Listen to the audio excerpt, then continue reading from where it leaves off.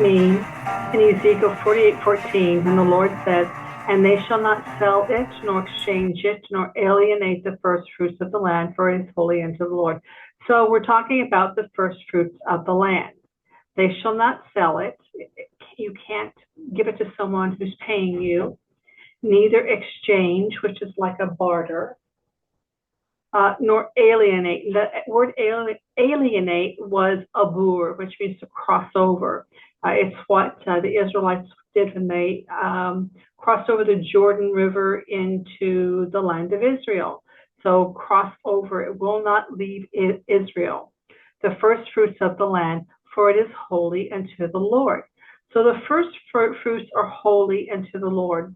The first fruits belong to Yah. They are delivered to him in his temple. His temple is the place where he placed his name, and it was the only location the nation of Israel could worship him. The first fruits were part of the worship due to Elohim.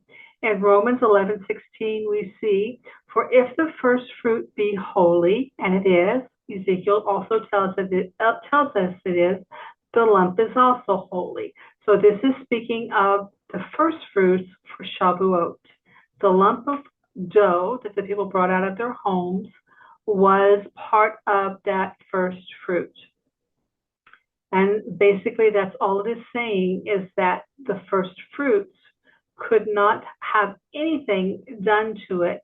It could only be offered to Elohim because it belongs to him and it's dedicated to him.